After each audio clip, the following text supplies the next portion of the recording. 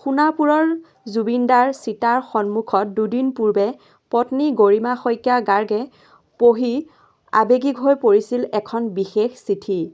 জুবিনদাৰ মৰমৰ জ্যোতিকাই লিখা এই চিঠিখন পঢ়িলে আপুনিও আৱেগিক হৈ পৰিব। চিঠিখনত আচলতে কি লিখা আছে আহকচোন শুনো।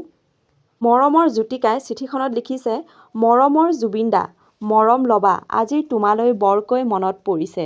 তুমি নোহোৱা আজি 61 দিন পাৰ কৰিলোঁ, নাজানো কেনেকৈ। আজি তুমি নোহোৱাৰ অনুভৱে বৰকৈ দহিছে জানা। মৰি মৰি যেন জীয়াই আছোঁ সকলোৱে। তুমি যে কৈছিলা তোমাৰ মৃত্যু হ'লে তোমাক ব্ৰহ্মপুত্ৰত উটুৱাই দিব লাগে বুলি, অৱশেষত বৌয়ে তোমাক উটুৱাই দিলে লুইতৰ মাজত।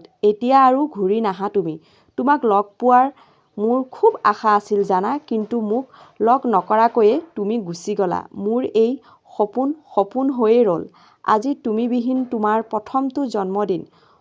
সকলোফালে নীৰৱ, কোনো উল্লাস নাই, চাৰিওফালে যেন কেৱল শূন্যতা ঘূৰি কৰি আছে, আৱৰি আছে। তোমাৰ স্বপ্নৰ ছবিখন ৰৈ ৰৈ বিনালে মুকলি হ'লগৈ, কিন্তু তুমিয়ে চাবলৈ নাই। তুমি থাকিলে কিমান ভাল লাগিলহেঁতেন, কিন্তু তুমি নাই। পিছে ছবিখন বহুত ভাল হৈছে। এক সময়ৰ বাবে তোমাক যেন চাই থমকি ৰ'লোঁ, কিন্তু তোমাক যে আৰু দেখা নাপাম এই কথাষাৰ ভাবিলে যে বুকুখন খুন্দা মাৰি ধৰে। আজি বৌয়ে বৰকৈ কান্দিছে জানা, চাগে তোমালৈ মনত পৰিছে। পিছে তুমি বৌক মনত কৰানে?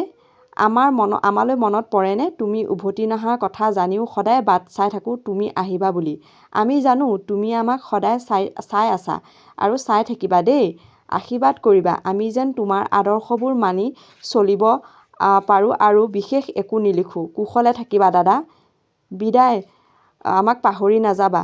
বিদায় গল্ডিদা, ইতি তোমাৰ মৰমৰ জ্যোতিকা বুলি এখন বিশেষ চিঠি। সঁচাকৈ চিঠিখন পঢ়ি বহুত দুখ লাগিছে।